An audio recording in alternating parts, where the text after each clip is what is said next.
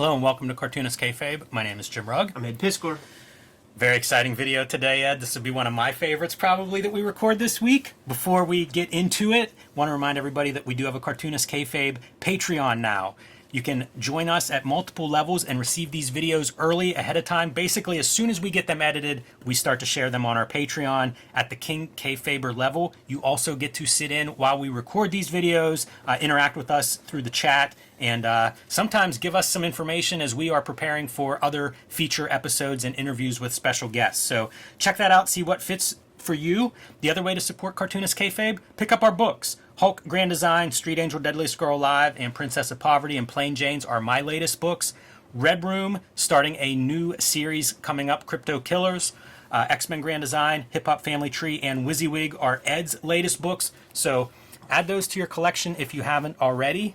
And Ed, let's dive into today's topic. A top 10 Outlaw comics that you haven't heard of before. Yes. Although if you're a longtime fan of our channel, you may have heard of Chillville. Yeah. One of those, these Outlaw comics, so many of them, you find them. The regional, like the cartoonist lives in a town, went to a convention and sold them on consignment at the local comic shops in that region. The way that they get across, state lines is Todd McDevitt or somebody just buys whole collections and brings them to Pittsburgh. This was in the dollar bins at Ides Comics. It was the very first comic in one of the boxes, and I automatically just assumed that somebody put that there and went downstairs and was I'll come back up and grab this one because the Ides guys are that way. You gotta buy the shit on that floor and all that kind of thing. But it was the first comic in the first box I looked at one day, and Wow. and this is why you dig. This is why you dig. To find stuff like this, man, and we had to do a video about it because I pulled this, from a dig session, and I showed you the very next week. Blew your fucking mind, and then the next week after that, you came by with all of his work. Yeah, I mean, again, as you say, this is why you dig. Because I had not seen his stuff at all, but you know who did? Stephen King. Yeah. This is a cartoonist out of Maine, and did a couple of comics, self-published these 2 issues, and somehow got on Stephen King's radar and has done several projects with Stephen King. Not the easiest comics to find, unfortunately, but he's still alive and active, and I think there's rumors that they may do a new edition of this stuff. I hope they do, because we know, we get feedback from a lot of Kayfabers. This stuff is appealing to more than just us, yeah. But it's hard to find. So hopefully there'll be a new edition. There are a couple of other versions, and this reprints, as you can see, Chillville, but it's I was able to find these issues a little bit easier than I was Chillville. And you can see whenever we talk about Outlaw comics, one of the staples is a lot of ink on the page. Check. Yeah. And that obsessive kind of mark making. And I think if we're in focus here, you can see there are tens of thousands of tiny little lines that are kind of hatched together to make these images. They don't show up so great on this newsprint. Yeah, if you want the optimal version, the highest fidelity, you've got to get the Welcome to Chillville self-published on this white paper. Yeah, he did well for himself self-publishing this stuff. Almost always I prefer that newsprint, but man, whenever you see this level of detail, you don't want any dot gain. You want those lines to be crisp. So a really interesting cartoonist. And again, we have a longer video in depth on him. Check that out. And check out your local comic shop dollar bins to see if you can uncover more gems of that nature. So here's our next one. This is Achilles Storm. There are 2 issues, and then it was reprinted in the late 90s. But this is an early 90s kind of a team-up book between Sandra Chang and Mark Beecham. Beecham, you guys may know from Continuity Studios. He had done most of Samurai. I don't know how you pronounce that, but this is his forte, drawing these kind of almost Aeon Flux-like long women. And Sandra Chang, very similar in style. So there are 2 stories in here. They're not collaborating together. They're doing their own stories, but it's pretty sweet as a package because I think their art is sympathetic. And as you'll see, this is, I described it to Ed before we start recording. It's sex and violence in the Outlaw tradition. A part of Outlaw Comics is kind of the Canon Films aesthetic, man. Bad things are happening on wharfs and docks, and dudes with Uzis and power suits and slick back ponytails. Yeah, a lot of that. Some cocaine. Look at that strange distortion going up our staircase, and she's just foreshortening our figure completely. Yeah, it looks so accurate. Like it's probably from a photo, and then you got to try to make the background work from your weird distorted lens. Drugs are another one that you'll see in a lot of these. I did not bring Mike Deodato's Razor Knights. We looked at that in a recent video, and I think it would qualify as an Outlaw comic. But because we just looked at it, it didn't quite make this cut. The Beecham stuff, you feel the crusty bunker in there. Yes, yeah, definitely. Yeah, it's a pretty wild series, and I think all of these are series that I just randomly came across. Like, I don't know that any of this stuff were books that I knew about. Sure, and that's the thing. Like, we're so deep into comics at this point. Double lighting the ass. Got you, man. We're so deep in comics at this point that, not to speak for you, but kind of just buy whatever I'd never saw before. Yeah. At a quarter, like, you're not really breaking the bank if it's a dud. But something like this, there's no question that goes home with you. Yeah, there's almost like a level of how are you managing your ink? Like there's almost a professional level, and once you hit that, it's like, oh yeah, that got to get that. Because also, whenever you find this stuff in a 50-cent bin, you're not seeing it again. There's no guarantee that you're ever going to come across this again. So if it catches your eye, you pretty much got to take it home with you. Speaking of eye catching, you're going to have to show off that back cover before you split that. Whoa, look at that vaginal detente freaking. Yeah, that gimmick. whole character, I was hoping we would get like a good shot of the whole costume because she has like the spike stud hood on top. How about that? If you can be fully clothed and be Outlaw, I feel like that's the costume. Yeah, man. Quite an attitude coming across on these pages. There you go. Setting the tone. Them little burgers right there, dude. Not very inviting. Here's kind of a fun one. So Bodyguard and Aircell Comics, when I think Malibu had purchased Aircell at this point. That's the cover format of Malibu. But kind of cool, you get a Paul Galassi cover there doing weird color treatment. I mean, he's a weird dude. Like he really had that fastball, and then there is Galassi that just doesn't hold up. So once you get inside, like right away you can see, oh yeah, that has your Outlaw ingredients with the crazy inks and veins and sweat popping out. Good stuff. And this is licensed material. But an introduction by the Todd father? Maybe this. What's the year on this? 1990. Yes. Okay. So it's cool to see that the Image guys already have some small relationship with Malibu. This stuff was reprinted from Australian Penthouse. That answers a lot of questions, does it not? Yeah. So you see a pretty slick style of inking, pretty heavy on shadows, maybe a Tim Bradstreet light or something you might see there, and Penthouse makes total sense, right? It has that, I guess, more on the sex side of your Outlaw content than anything else. It would speak for the margins at the top and bottom. Yeah, magazine size. Different format. Absolutely. But very nice, pretty nice figure work, pretty high quality craftsmanship, in my opinion. And I guess there were multiple issues, but this is the only one I ever saw. And the McFarlane intro just really, it's a whole package. You can see Malibu, how you get to that point. All right, so Gone Walkabout. Stephen Lewis Ryan. This is from 1996, and I think it's more or less self-published. It's Dog on a Bone Studios and Primal Groove Press, but I feel like that's basically, he's self-publishing, and maybe Brett Warnock, pre-Top Shelf, giving him a hand there. And this one, again, we talk about like the extreme inking kind of stuff. I hope this one's in focus because the detail of the ink marks, it feels like he must have drawn this at 3-up. Right. And reduced it. Like everything is just these very, very tiny, fine lines, hatching everything, making texture. Like even on this brick, at a distance, it almost looks like you're seeing a screen tone until you look closer and realize they're getting darker as you go down because he's hatching them. In almost all the stuff we looked at Double already, hatching there. Joe Coleman influence has to be involved in at least a handful of these guys with these manic marks they're putting together. Absolutely. And this story in particular, like I would add a psychedelic element. Totally. Which kind of fits great on top of the Outlaw aesthetic.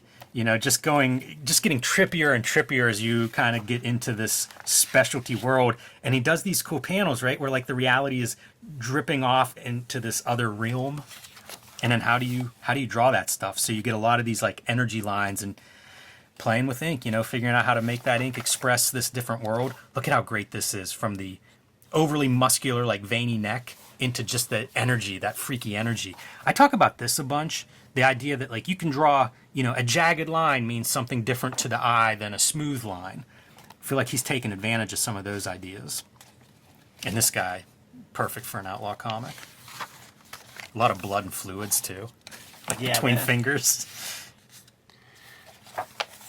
Good drapery. Corbin is in here. The rendering on the chains. I'm drawing chains on a current piece right now. That's a nightmare. Yeah. You do not want to get into this level of rendering on chain links. I mean, just doing the links in any way other than the Todd McFarlane way is an ambitious proposition. I mean, the merit in that, right? Yeah, it's a little bit distorted. Like, this is a guy who obviously can draw just berserk level of drawing, but you distort it a little bit. You have your own little quirks that come across, and that's what I want. You think it's conscious, or I doubt it. There is a thing, like, certainly when I was in art school, there were the guys that, like, they put certain things in front of other things. So like, getting rendering down was more important than figuring out exactly how to draw a figure. Yeah, I don't know. And by the way, I'm in that category. You know what I mean? Like I don't take all the time in the world to worry about that part of it. Yeah, it's hard to tell. Like, I don't know that anybody. It feels like that's next level if you're able to like consciously maybe distort in a way that adds to that's that Egon Schiele type. I have not met too many comic book artists that I would give them that credit, but it's possible. So Wargard, we've looked at a couple times. Viking Berserker, Sean Patty, and definitely, you mentioned Corbin with our Gone Walkabout, but I mean, like, this one I think is even more so Corbin. Although this is issue 2, and I think he is becoming more of his own artist, as we go along. But you can still see some Corbin influence for sure. And I just delight with this stuff, and you're really seeing the pattern here of like how many marks can we put on a page before it's just solid black. Oh yeah, and it's bravado, it's machismo. That's a part of the Outlaw thing too. It's like hyperbolic and like masculinity. It's a part of Outlaw comics. Yeah, there's a certain graduation of like, I loved superhero comics when I was a kid, that you can kind of move into this is your adult mature version of that. Mature maybe loosely used there, but it does feel like an extreme version of the values of a superhero comic. Even like Mike Mignola, although that's probably where Mike Mignola and Patty cross over at the Corbin with panels like some of these. But man, I dig this stuff. Yeah, absolutely. The other thing that I find in a lot of my favorite Outlaw comics is it's the drawing. Yeah, totally. You can find these. Like, I've seen these in many quarter bins and things. Yeah, and these exist. Not to be insulting to Sean Patty, because, like, it might hurt someone's feelings to know that they're in the quarter bin or whatever, man. But what I'm just saying is they are out there. They are. It's funny that this is not a sought after book, because there are those books, the Ken Landgraf books. New York City Outlaws is a you don't find a lot of those in a quarter bin anymore. I don't know why Wargard isn't in that kind of like cult status. It is now. It should be. It definitely should be. So, Cocaine Cowboy. I always have the fantasy of like, I'm going to do an 80s style book. I'm not going to tell anybody, and I'm just going to slip it in dollar bins as I'm out and about. Whenever I found this one, I thought Ben Mara might have pulled that on me. Because this is a Ben Mara character, if I've ever seen the hair, the costuming. Night Business Zero. It really feels like, even that boot feels like it has all those sensibilities. Like, if Ben was doing this, though, the foreshortening in that hand, it would be smaller. Yeah, you're right. Because he does that shot, man, but he fucking shrinks that hand it's so amazing. much. Like a harpoon gun, is part of the props on the cover. And I gotta say, like, part of the reason is this is published, I believe, out of Miami. This is another. It makes so much sense. Hollywood, Florida. So not quite Miami, but this is Cocaine Cowboys as we know Cocaine Cowboys. Yeah, which for the people at home, man, there are a couple documentaries you could see. I haven't had Netflix in years, but when I did have it, like, one of the most exciting documentaries I saw on it yes, was Cocaine Cowboys 1 and 2. and then you realize that GTA Vice City is totally inspired by the stories in Cocaine Cowboys, down to like the side quests that one can do, where they're dropping bales of fucking coke from airplanes out in the Atlantic Ocean with little radio beacons, and dudes on the back in boats with a giant fucking remote control, like Yes. honing in on those things. I just saw the headline of they found like $500 million of cocaine floating in a crate in the Pacific Ocean. So it showed up on the Explore page on Instagram. It was a bunch of boppy like college chicks on a boat, and they were like, "Look at this thing we found in the middle of the ocean," and all the comments are like, "Just leave right now! Like, just go away from that." Really? That's how that showed up? No. Like, I mean, it could be totally unrelated, but these girls found an accidental, like, the guys who want that are coming to get it, and you shouldn't be there. Is basically what everybody in the comments That's a was movie. saying. I mean, I feel like that's 20 crime movies are that plot. Hey, you mentioned Night Business. I think this is a character right out of Night Business, by the way. So, set in Miami by Floridian creators, this feels like the perfect kind of what I hope for in an Outlaw comic, because it's almost like, hey, we like comics, let's make our own. What do we know about? This is the story.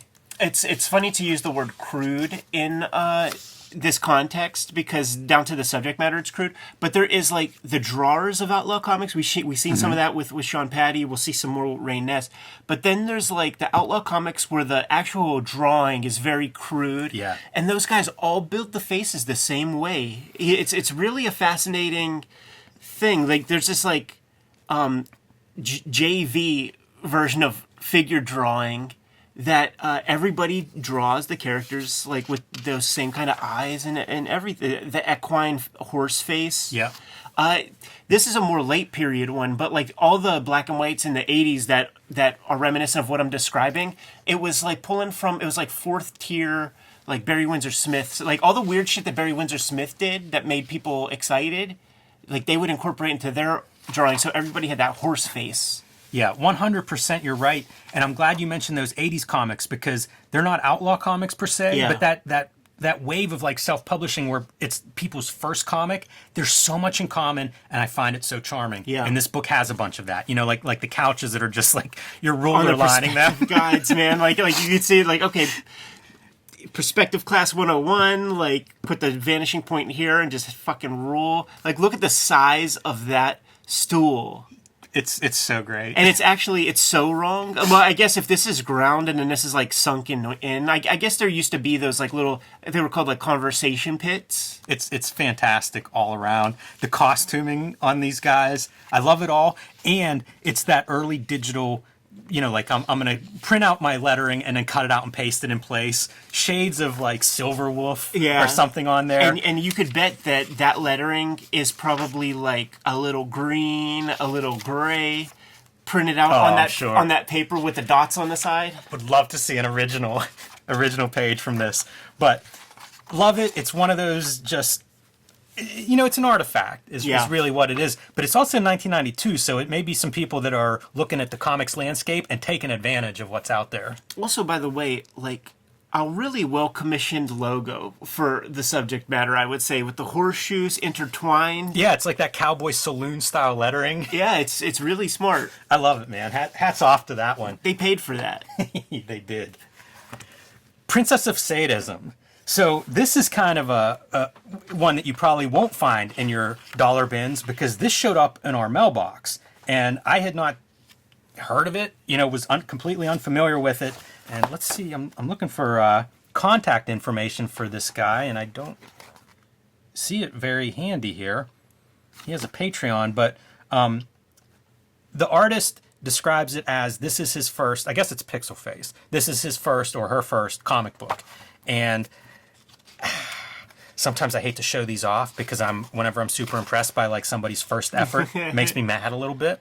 But as a first effort, like this thing's beautiful. I feel shades of manga in here, probably referencing, maybe even tracing some cityscapes. But whatever works, like I'm just reading it. I just need it to look super cool. Yeah. And we've seen plenty of manga artists do this. That cat's cool. But our main character here is this Princess of Sadism, we're going to see her doing some stuff throughout this issue that makes it worthy of outlaw status. A lot of the black ink blood, a little bit of your sex and love in there, but this is kind of this like, it's a bit of a tour de force in my opinion for a first timer.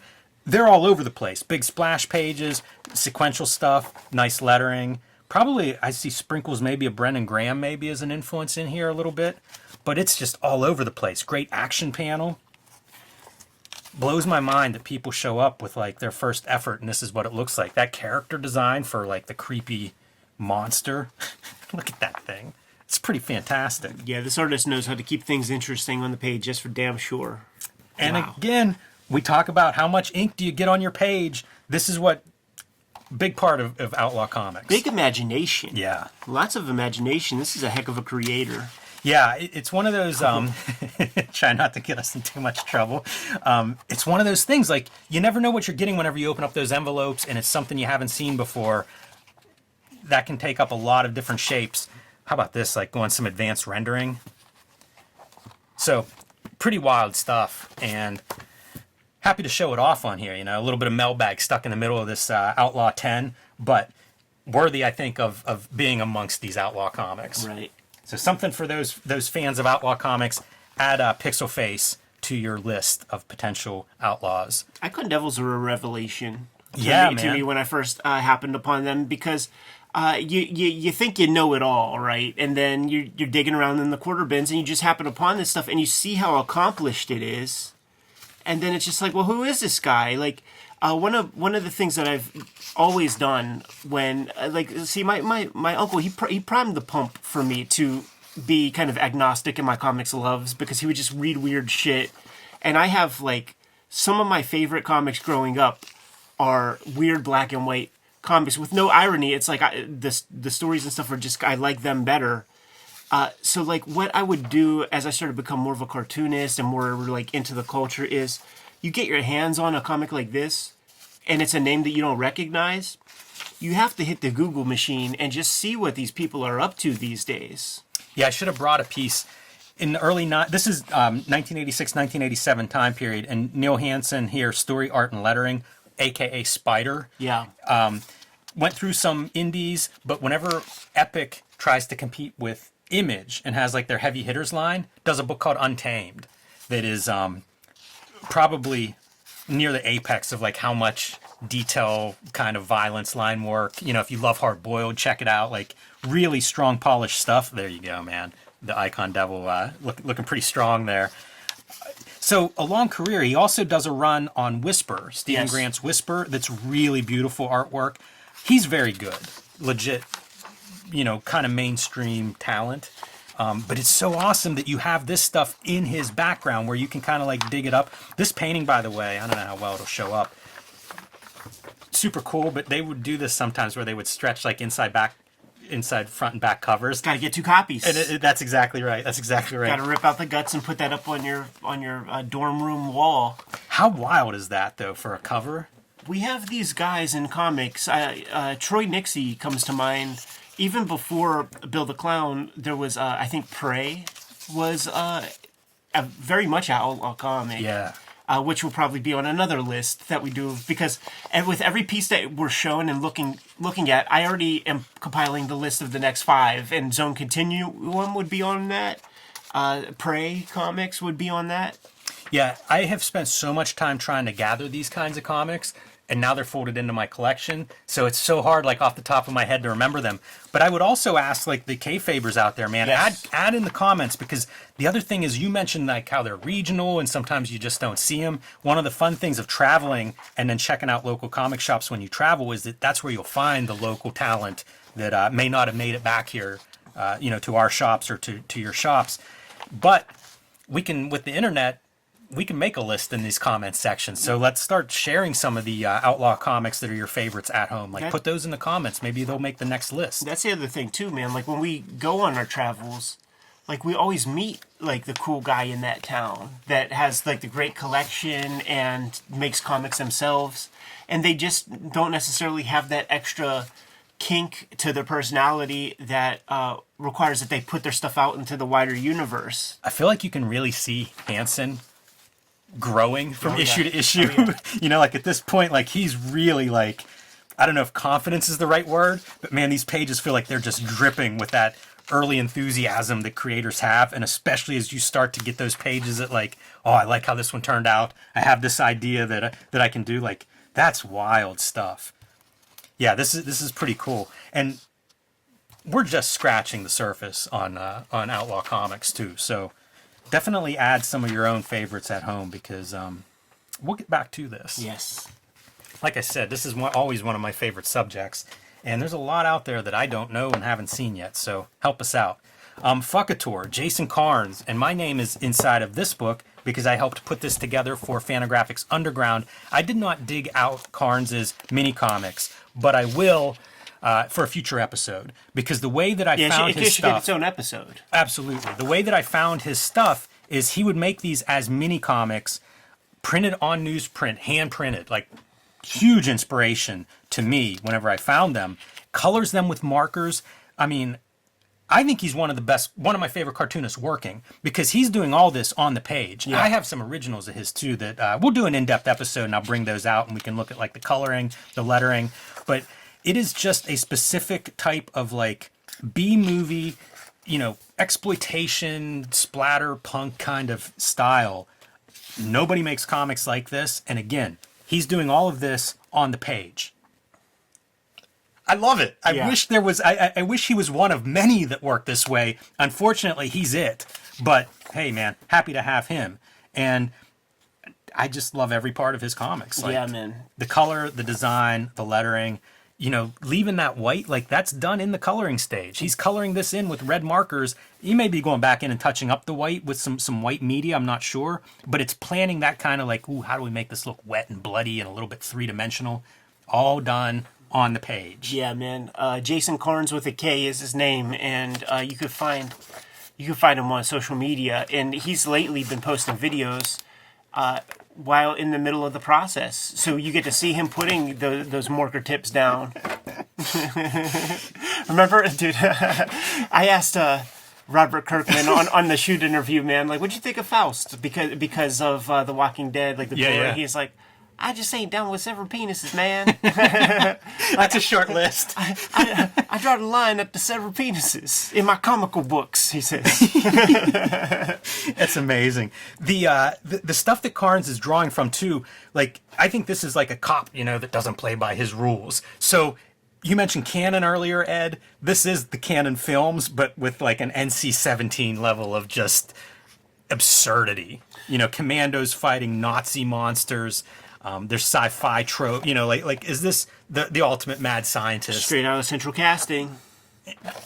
High octane action with SWAT. You know, you see the SWAT team moving in with just, again, R-rated or NC-17 rated kind of violence. Great lettering. Oh, the lettering's phenomenal. It's a crime that he's not won an Eisner for lettering, quite frankly. I mean, it's phenomenal. I don't know anybody that letters this well. Even like the word balloon lettering, super great. Right, because that is not just like writing a character down. Like, that is drawing. You know, he's drawing the lettering. Yeah, and he does these. This is kind of like, you know, issue cover here. So he makes these as your ash can size, like 5.5 by 8.5. They're full color, like I said. He's custom printing them himself. They're perfect objects. Yeah. Like, they're really, when I found them, it was just like my brain exploded. When you put this book together, were you just scanning in your copies? Mm-hmm. Did he send you artwork? He sent me the artwork. Amazing. For it. Yeah. This should not be out of print, by the way. So, you know, Gary, if you're watching, I don't know why it's out of print. I don't know if that's a Karns choice, a Fantagraphics choice, if it's just they publish a bunch of books and randomly it's gone out of print. But I know there's some demand for it. Saw it in France whenever I was over there for Angoulême, looking in shops and stuff, found copies of it there. So I'm glad to see his audience grow a bit, but I think there's a much bigger audience still out there, because most of those comics, if you want them, you're getting them directly from him, and it's a process. That's a small group. I mean, it's literally a headache to him. I think he's not doing it anymore. Like, he's not selling the old stock, because he prints them up on a bubble jet. Like, yes. Like, it's very expensive to make, basically. It's time equity. It's toner that's, like, super expensive. maybe the only color Outlaw that we looked at today. Yeah. But you can see that obsession with craft. Like Yeah. you can see the amount of effort that he's putting in there. A fun follow on social media because I think all he posts are like his works in progress. So you get to see those pages, sometimes even a video of him coloring a little bit, stuff like that. I can't say enough about it. Really outstanding work. So here we go with number 10. This is Rain Ness, and known for Damlog. This is probably how I first discovered his work. These editions, I believe, have the same contents. It's funny because like they're slightly reworked. Like the lettering is different, but you can see it's the same artwork, just maybe updated for a new edition. And what's crazy is this is Acid Rain Studios. They're out of like I want to say South Bend, so where Notre Dame is, the American Notre Dame, the college, Right. not France.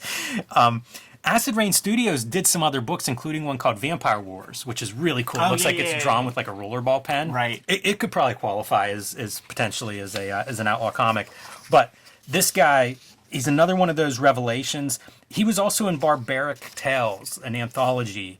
And he's in an issue or two of that, but it's Damlog material. So if you find Damlog, you'll get all of the Damlog stories, at least that I'm aware have been published so far. When you see these pages, don't you think that they must have been drawn gigantic? Yeah, I do. And it's another one of those guys where like you can pull out a lot of interesting looking covers from a 50-cent bin. When you open it and see this level, I can't think of another book. Like this is a guy who's putting absurd amounts of effort on that page. So, wild stuff. Filling it with ink. With a name like Rain Ness, like, doesn't it just evoke some kind of Scandinavian I think he is. outlaw I'm pretty sure. cartoonist? Look at this final battle. So good, right? I mean, and here's even a monster like watching from behind as these titans square off. I love this stuff too. Like for the hallway, just all of these parallel lines. It's that pattern, like it just fits with a black and white comic where you can really play with that stuff. Yeah, it becomes a gray texture. Absolutely. Wires coming out of an eye socket. So you get Damlog and you're like, oh, what else has this dude done, right? This is the other comic that I'm aware of from Rain Ness. North Star Publishing, who did some Faust and definitely did some Outlaw comics. And this is a slightly newer than Damlog, so...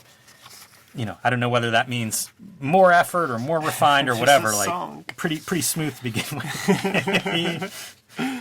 But again, you can see like oh my goodness, the attention to inking and obsession. The stuff of nightmares. It really is. Like this'll cure. Like how they have those like fucked up like gay rehabilitation camps. Like this will be the furry rehabilitation camp. Like for all those kids that are down with those the costume gimmicks, man. Give them this comic, and then you're going to set them on a different path. Part furry, and then also like David Icke, lizard people. Yeah. Mythology, Queen Lazilia. It's also very much like the bird-headed chicks and eggs Ackley Robert Crumb comics, really. Yeah, it's...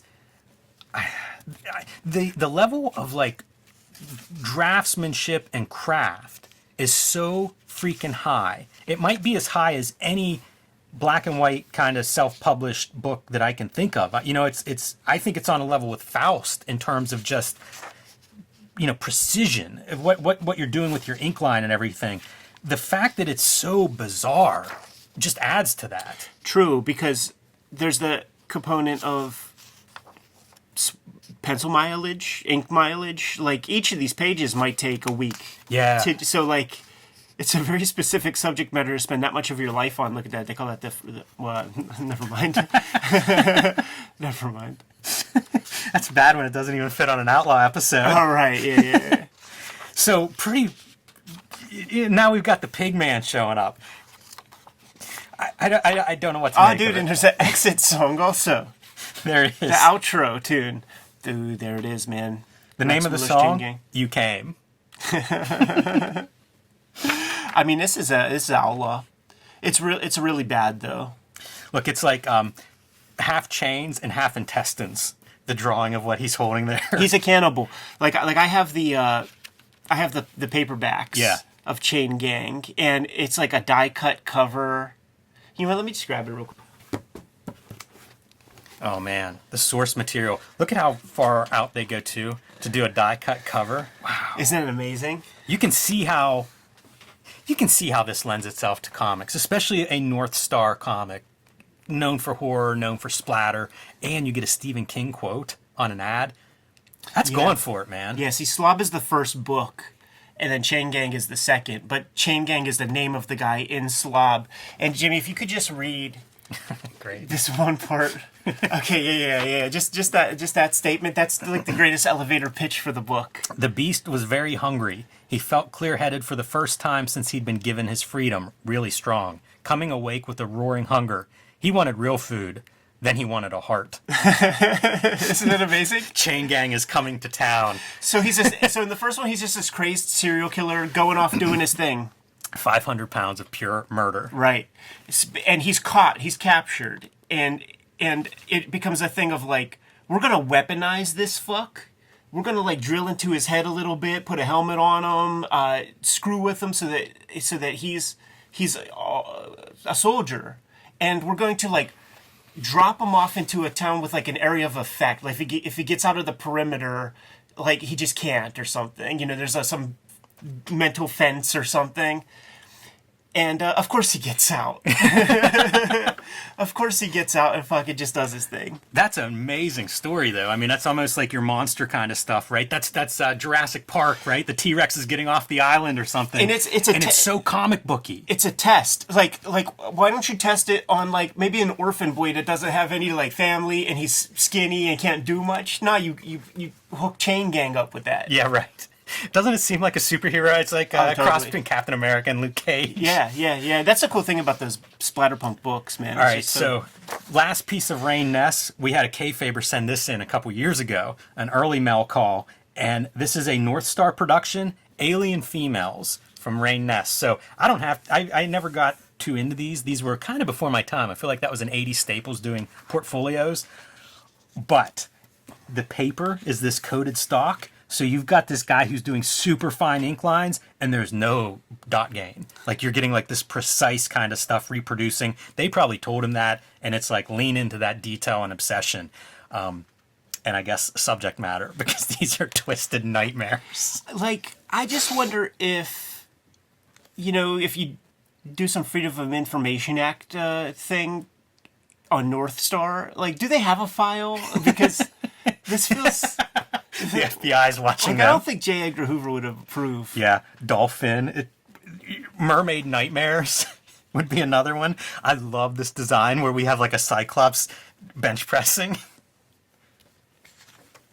Wild. And then like a robot. Yeah, the robot almost reminds me of that end piece in Hard Boiled. Yeah, look at how you're getting like a couple of these screens on here. Like just a round dot screen slapped on the side of the robot skull. Yeah, along with dry brush and gray tones and so just putting stuff down. Feels like pinball machine back glass. So much like Centaur. I love that backdrop. And I feel like Centaur is inspired by Tim Truman, by the way. Specifically. Interesting. That's real interesting because I feel like it fits in this stuff too. Yeah, pinball's a good pool, I think. Check out how this works though. Like how detailed this brimstone road is back to like a devil, a minotaur coming out of the mouth of hell there. You know, it's getting the perspective. He's putting so much onto these pages. Like he really seemed like he responded to the idea of, portfolio, let me go for it. The lettering is different on all. Mm-hmm. It does feel like the primitive piece to his process, but it works with the style. Look at those nails. There's a naivete to the lettering. There is. There is the pinball thing, the Outlaw quality where like it's just distorted enough to be unique. Yeah. And it has that quality of like, this is the dude that... This thing is a nightmare, by the way, the Humpty Dumpty woman. Yeah, like, that's too much, man. Yeah, it really and is. You know what, guys, let's make this a feminist icon because it's the ovum, like that's like the seed. Wow. And it looks just very big and strong. Super disturbing. It's just all super disturbing. But the amount of detail that he's putting in there, like as somebody who does ink drawings, it's hard to look at this and not be just blown away by it. It's true. And like part of like thinking that it's just drawn so gigantic is you can't see any like real kind of, that it's done with a hand, but you don't see any wobble. You don't see any evidence of that hand really anywhere. Yeah, and it's a short list of creators that have that kind of ink control. You know, we talk about like Bolin Yeah. and Charles Burns with that, but it is that kind of like I struggle to find the word. It's precision, it's accuracy, but it's a consistency that's borderline machine like. And you can cheat it if you draw very big, because that's some of the benefits of the reduction process is that Yes. it tightens up the wobbles a bit. Yeah. So just a wild document. It makes me curious about other portfolios. You know, Tim Vigil has several of those over the years. I'd be curious to kind of like check some of that stuff out. But this is Rain Ness's Alien Females. There it is, man. Top 10 hidden gems in Outlaw Comics. Jimmy, you want to construct your thumbnail image? Yeah, let me put one together. For this thing, man. While we vamp at the very end here, because these are comics that you might find some. But at the very least, you should be encouraged to go dig around in those bins. That's the takeaway I hope everybody does. See what you pull out. Yeah, absolutely. You might come up with some really crazy shit. You might blow our fucking minds. That's the thing. You know, these are comics that people, they pass to us. Every now and then they talk about it whenever we go to shows or something. Everybody has their favorite versions of these things. So, yeah, add to the comments and also hit up your local stores and see what they've got collecting dust in the background. If I was to do some editorialization, I would say the Please. Dim Lug is fairly iconic and should be kind of front and center beyond kind of this thing. That's my big note with that, man. Look at Cocaine Cowboys. All right, man. Testosterone in the thumbnail. Good to go? I am. Kayfabers, like, follow, subscribe to the YouTube channel. Hit the bell. We'll notify you when new vids are available. Tell the people what's out there, Jimmy. Hulk Grand Design in stores very soon, if not already. Street Angel, Deadliest Girl Alive, and Princess of Poverty coming soon. The Plain Janes are my latest books. You can also join me on patreon.com/JimRugg, where you can see lots more of my art and comics. You can download out-of-print zines and minis, and you can see what I'm working on now. Red Room Crypto Killers issue 1 is being offered to your comic shops right at this very moment. Please hit your comic shop up, put it on your pre-order list, put it on your pull list. Each issue completely self-contained. There are two trade paperbacks of Red Room out there in the wild right now. The Antisocial Network and Trigger Warnings. I'm serializing the new Red Room stuff on my Patreon, patreon.com/EdPiskor. It's the 10th anniversary of Hip Hop Family Tree. Scoop up those comics. 3 volumes of X-Men Grand Design and WYSIWYG are out in the wild. It helps keep the lights on in the studio here. Jimmy, what else do we have out in the wild? Subscribe to the Cartoonist Kayfabe e-newsletter at the links below this video. You can also find Cartoonist Kayfabe t-shirts and merchandise and mugs and fanny packs and more at our spread shop. That link is also below this video. Another great way to support the Cartoonist Kayfabe channel. Give them those marching orders and we'll be on our way. Read more comics.